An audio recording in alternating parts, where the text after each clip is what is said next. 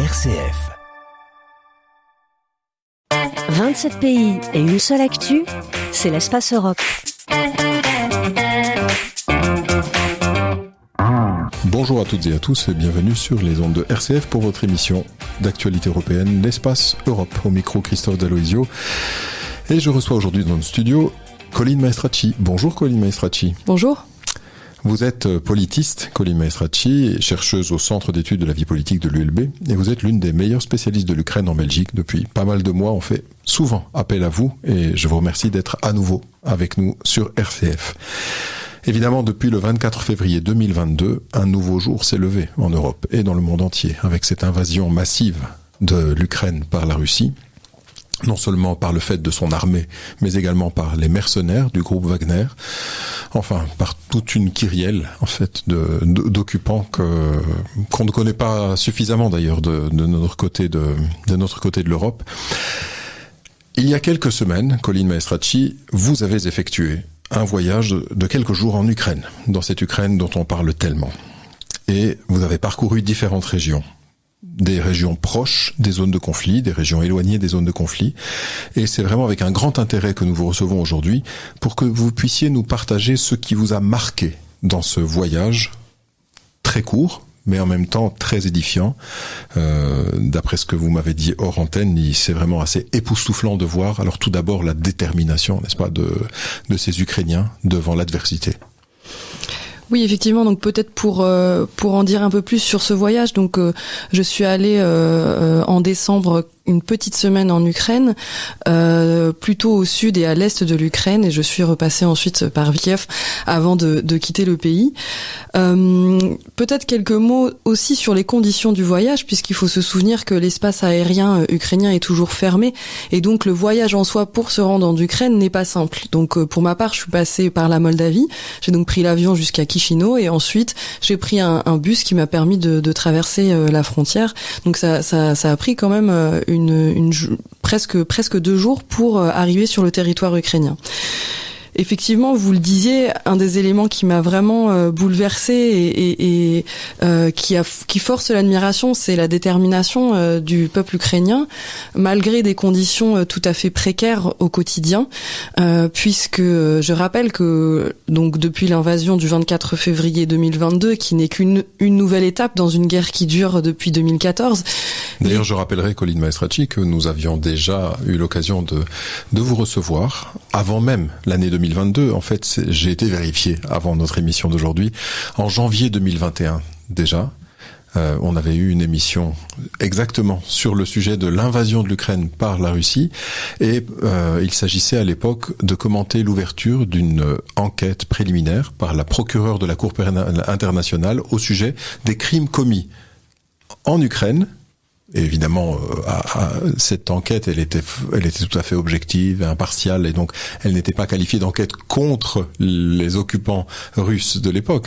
Elle était une enquête destinée à documenter et à instruire le dossier des abus, des violations qui avaient pu avoir lieu sur le sol de la République d'Ukraine depuis, évidemment, toutes ces nombreuses années. À l'époque, il n'y en avait encore que 7, puisque cette invasion datait de 2014.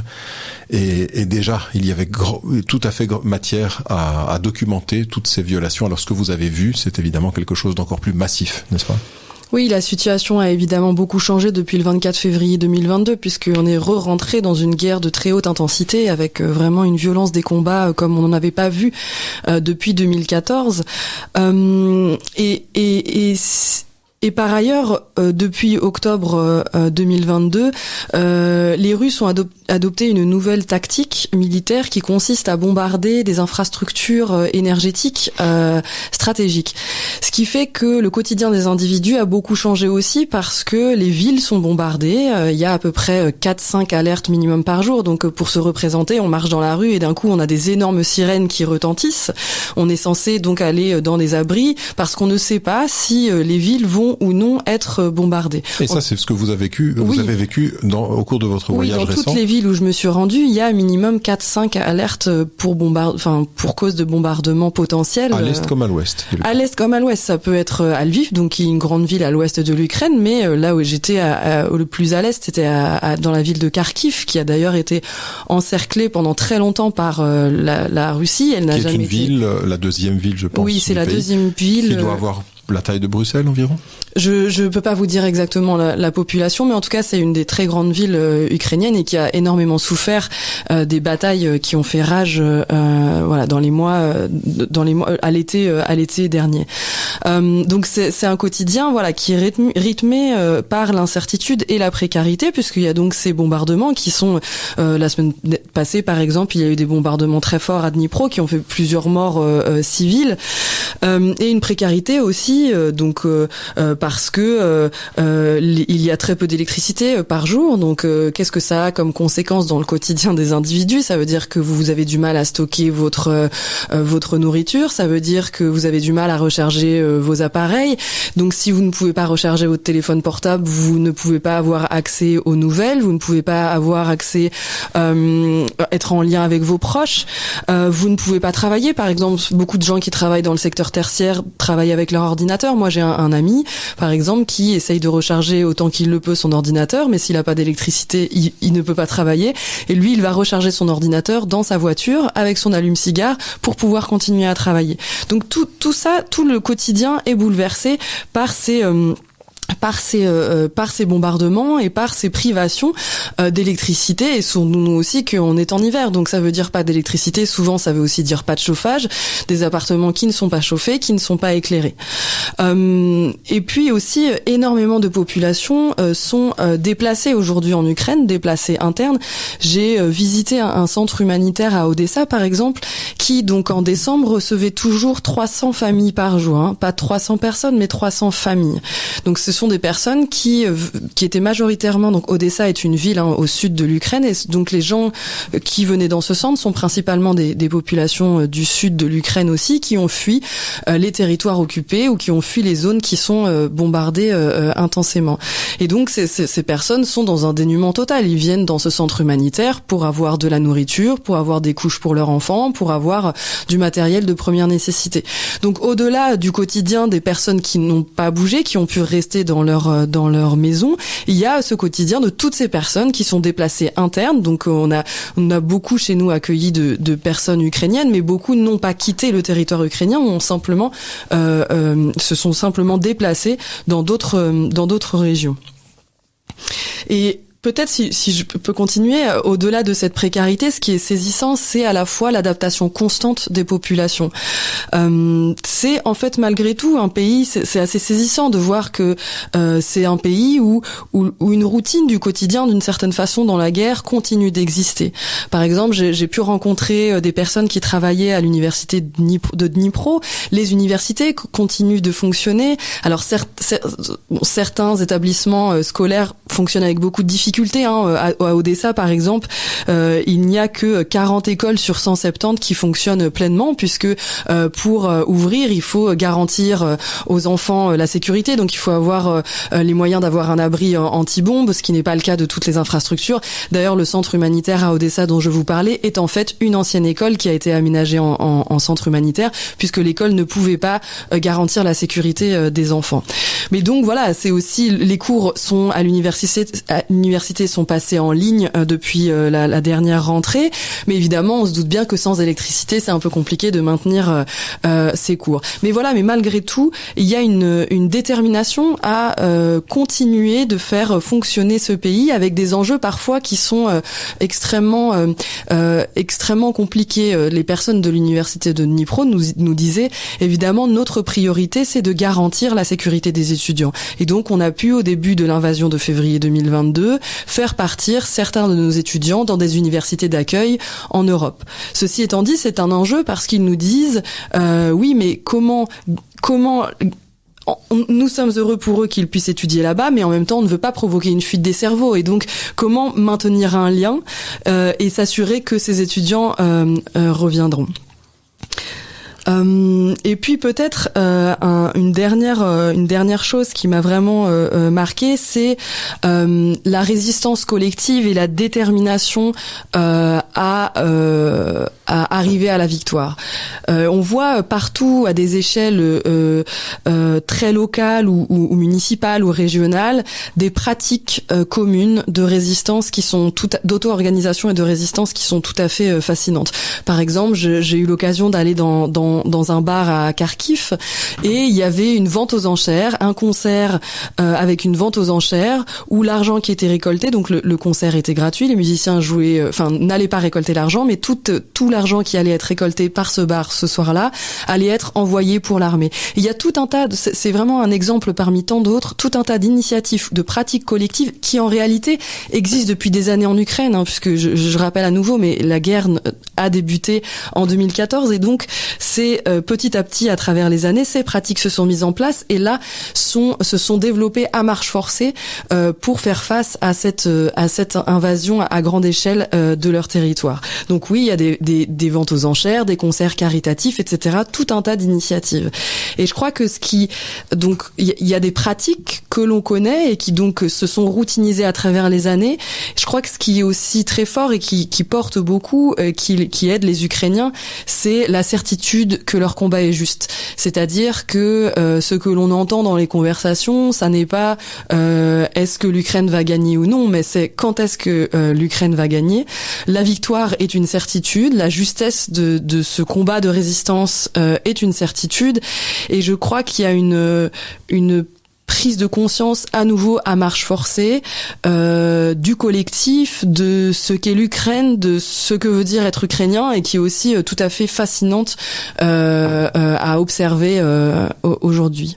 Colline Maestracci, je rappelle que vous êtes chercheuse et doctorante à l'Université libre de Bruxelles en sciences politiques et spécialisée dans les questions ukrainienne. Et pour être tout à fait dans cette ambiance ukrainienne, nous allons écouter une musique du groupe Dach Daughters, Ukraine Fire, les Dach Daughters qui justement sont en concert à Bruxelles ce soir au 140 à Schaerbeek.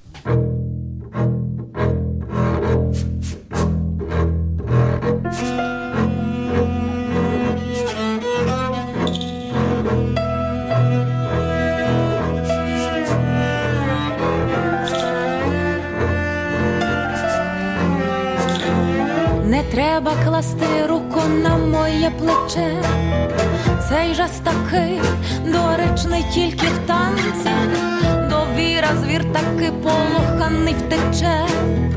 Він любить тиху, а морозь дистанцій. Знає, ти напевно знаєш, я тобі скажу, ти мені пробач. Знаєш, ти напевно знаєш, я тобі сказати маю, ти не плач. Шкода, але мені не шкода. Вибач, але мені не жаль. Шкода, але мені не шкода. Вибач, але мені не жаль.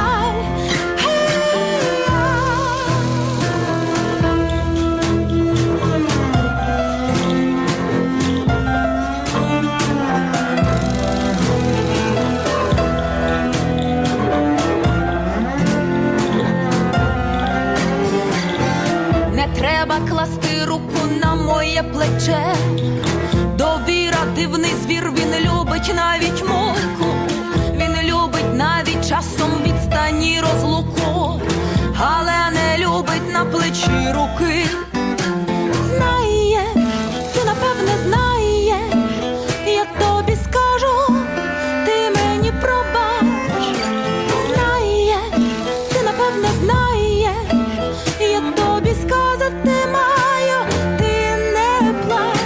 Шкода, але мені не шкода. Вибач, але мені не жаль.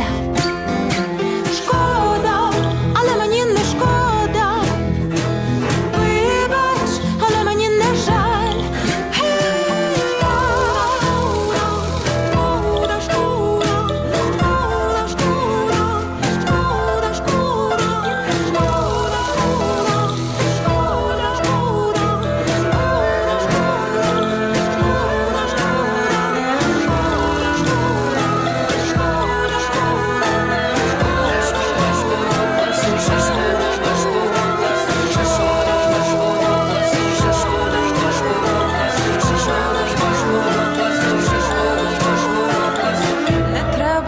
покласти руку на моє плече. Rebonjour à toutes et à tous, nous sommes toujours en compagnie de Colline Maestracci, qui est chercheuse en sciences politiques à l'Université libre de Bruxelles et spécialiste de l'Ukraine. Colline Maestracci, juste avant cette pause musicale, vous nous décriviez ce voyage très récent que vous avez fait en Ukraine. Vous avez parcouru différentes régions, rencontré énormément de personnes, et on a envie de savoir, pour Colline Maestracci, quel est l'état des territoires qui ont été occupés par la Russie et qui ont été libérés par l'armée ukrainienne. Est-ce que vous pouvez nous dire, voilà, ce qu'il reste derrière cette occupation quand l'armée ukrainienne peut reprendre ces territoires? Il y en a plusieurs, je pense, En tout cas, ce qui semble dominer, si l'on parle en premier lieu des populations, ce qui semble dominer, c'est un grand soulagement au moment de la libération des territoires, lorsque les populations locales voient l'armée ukrainienne arriver et lorsque ces territoires sont à nouveau sous contrôle ukrainien.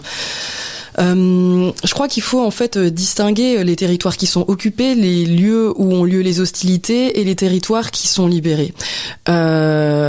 Parce que, comme vous le disiez, les territoires qui sont libérés, certes, sont sous contrôle ukrainien, mais en fait, la Russie actuellement mène une politique de la terre brûlée, si bien que les territoires qui sont libérés, en fait, sont des territoires qui sont totalement vulnérabilisés, si je puis dire, précarisés. Pourquoi ? Parce que les villages sont rasés, sont détruits, que les territoires sont minés, et que ça a tout un tas de conséquences sur le quotidien des individus qui veulent vivre ici. Pourquoi ? Parce que un territoire qui est complètement miné, ça veut dire que lorsque l'on sort de chez soi pour aller dans la forêt voisine ou pour aller au village voisin, on peut mourir sur une mine. Ça veut dire aussi que des territoires qui ont été bombardés massivement dans une région qui est assez industrielle, ça veut dire que des usines ou des mines ne sont plus entretenues et que donc peuvent s'écouler dans les nappes. Des mines au sens des mines au sens minière. Oui, voilà, d'exploitation minière, ce qui veut dire que des produits peuvent infiltrer les nappes phréatiques, infiltrer les terres, etc. Ce qui en fait prive les populations locales d'eau potable. Donc en fait et donc on va avoir des conséquences écologiques de cette écologique, ça c'est sûr, et humanitaire aussi, c'est-à-dire que ça ne veut pas dire que être dans un territoire libéré ne veut pas dire que vous êtes en sécurité en termes humanitaires, parce que si vous n'avez plus accès à l'eau potable, si vous ne pouvez plus vous nourrir, en fait, c'est une des conditions de vie extrêmement vulnérables.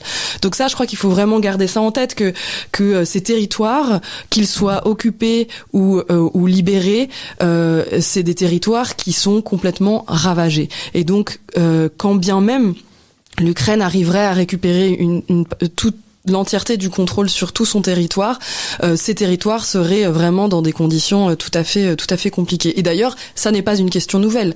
On avait déjà cette question qui se posait depuis 2014, puisque les territoires du Donbass ont été massivement minés. Et c'est, si je ne me trompe pas, le Donbass est la région du monde qui a le plus de densité de mines. Enfin, ce genre de record, de toute façon, n'est que véritablement triste. Est-ce qu'on a une idée de la manière dont vivaient les populations dans les territoires occupés pendant l'occupation russe? Bon, vous me direz, ce ne sont pas énormément de régions qui ont été libérées, mais peut-être que la guerre est toujours en cours. On ne sait pas très bien quelle est l'évolution que va prendre le conflit dans les prochaines semaines et mois. Alors il y a effectivement plusieurs initiatives associatives qui essayent de documenter et d'enquêter sur les conditions de vie dans les territoires occupés. Ce qui est clair, c'est que l'occupation russe est une occupation extrêmement dure, une occupation extrêmement violente, avec la création de lieux de détention arbitraires, des détentions arbitraires, des arrestations arbitraires. On parle même évidemment tout le monde en a entendu parler, mais peut-être qu'on l'oublie parfois dans notre opinion publique de Belgique francophone, des camps de filtration, c'est-à-dire des camps où les personnes qui sont déplacées de force par les forces d'occupation sont filtrées selon leur passé ou bien leur visage aussi. On en prend certains, on en déplace d'autres, et on parle également d'enfants qui sont enlevés, n'est-ce pas? Oui, alors effectivement, il y a les autorités ukrainiennes ont annoncé qu'il y avait 200 000 enfants qui avaient été déportés, donc 200 000 enfants ukrainiens qui avaient été déportés en Russie. 13 000 enfants ont été identifiés par les autorités ukrainiennes. Donc, alors ce sont des enfants qui sont... Pour bien comprendre ce que vous dites, Colline Maestracci, quand vous dites enfants déplacés, enfants enlevés, c'est enlevés à leur famille, n'est-ce pas? Alors ce sont des enfants qui donc sont enlevés dans les territoires occupés par la Russie, qui sont pris dans les orphelinats ou dans ces fameux camps de filtration et qui donc sont enlevés à leurs parents, et sont envoyés en Russie dans des familles russes. Alors l'argumentaire qui est avancé, en tout cas ce qu'on a pu avoir, l'argumentaire auquel on a pu avoir accès, est qu'il s'agit de dénazifier ces enfants qui seraient sous l'influence de l'idéologie nazie qui dominerait sur le territoire ukrainien. Donc il s'agirait en fait de rééduquer ces enfants en les dénazifiant. Est-ce qu'on a une idée seulement de la manière dont ils sont accueillis en Russie, ces enfants? Vous me dites que 13 000 ont été identifiés par les autorités ukrainiennes. Je suppose qu'elles cherchent leur priorité, évidemment, maintenant, c'est de parer aux bombes et aux bombardements, etc. On suppose qu'ils n'ont pas la force d'investigation, en fait, pour pouvoir suivre chacun de ces cas individuellement, mais on peut supposer que la préoccupation, de ces parents qui se sont vus privés de leurs enfants, de ces enfants privés de leurs parents, etc., est immense. Est-ce qu'on a une idée de leur sort? Est-ce qu'on arrive à savoir comment les choses se passent? C'est compliqué de savoir, puisque évidemment, lorsqu'ils sont sur le territoire russe, c'est compliqué pour les Ukrainiens d'avoir accès à leurs conditions de vie. Je voulais juste revenir sur ce que vous disiez par rapport aux autorités. En fait, les autorités ukrainiennes sont assez actives pour documenter les crimes de guerre sur le territoire ukrainien. Il y a plusieurs procédures judiciaires pour essayer de collecter tous les nombreux cas de viol, par exemple, qui ont été commis, tous les crimes de guerre qui sont commis. Donc en fait, les autorités ukrainiennes et beaucoup d'associations qui travaillent dans ce domaine depuis plusieurs années sont actives pour documenter les crimes de guerre commis par la Russie sur le territoire ukrainien. Des associations à la fois ukrainiennes et aussi d'autres pays? Il y a des initiatives internationales aussi. Donc il y a des associations ukrainiennes, par exemple le Centre des libertés civiques qui est une des associations qui a reçu le prix Nobel de la paix cette année, qui documente par exemple depuis de nombreuses années la situation des prisonniers de guerre notamment, et qui là continue de travailler sur ce sujet aujourd'hui. Et dont d'ailleurs aussi... l'une des responsables va recevoir un doctorat honoris causa à l'Université catholique de Louvain dans quelques jours. Tout à fait. Alors, le fait que ces organisations, même occidentale et impartiale, on pourrait le dire, documente un maximum de dossiers, ça devrait apporter de l'eau au moulin de l'information, alors qu'on a l'impression plutôt que la propagande, notamment la propagande russe, bat son plein, et on a même des déclarations de certains responsables politiques en Europe occidentale qui sont extrêmement imbibés, en fait, de discours du Kremlin. Il y a, par exemple, énormément de responsables politiques qui sont très réticents. On a vu par exemple la réticence de certains pays européens à continuer à soutenir l'effort militaire en Ukraine, l'effort militaire ukrainien pour arrêter cette invasion russe ou pour la contrer. On remarque évidemment que ce n'est pas quelque chose qui est très facile. Voilà, tout l'aspect information, toute la guerre de l'information et de la propagande est quelque chose qui est particulièrement dur. Est-ce que en Ukraine même, on ressent ce genre d'enjeu? Oui, c'est un enjeu qui n'est pas récent pour l'Ukraine, puisque depuis la mobilisation du Maïdan et le début de la guerre russo-ukrainienne en 2014, en fait, la propagande russe est un enjeu. Et donc l'Ukraine a mis en place tout un tas d'initiatives pour contrer ce récit de propagande sur son territoire. Peut-être pour revenir à ce que vous disiez au sein de l'Union européenne, effectivement, le narratif russe et la propagande russe sont extrêmement puissants au sein de l'Union européenne, et ça on le constate depuis des années, et ça à nouveau ça a été de nombreuses fois documenté.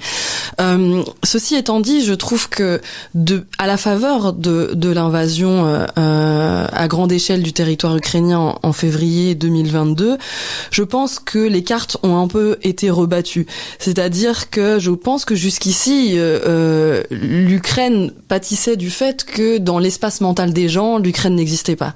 Et que donc le narratif qui dominait sur cette guerre russo-ukrainienne était en réalité le narratif russe.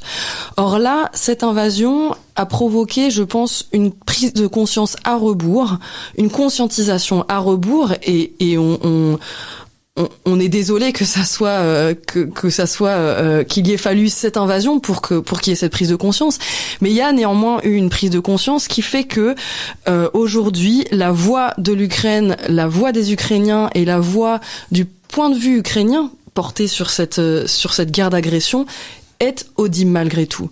Donc je crois que les cartes ont quand même été rebattues depuis l'invasion du 24 février 2022. Colline Maestracci, on en arrive déjà à la fin de cette émission. Je vous remercie d'avoir participé, de nous avoir partagé vos impressions de voyage lors de ce court séjour en Ukraine que vous avez accompli, je le rappelle, il y a juste quelques semaines, c'est-à-dire presque un an déjà, depuis le début de cette invasion massive qui n'est, comme vous le rappelez très justement, qu'une énième phase dans l'invasion progressive de l'Ukraine et de l'Europe par les forces russes. Merci. Merci à vous.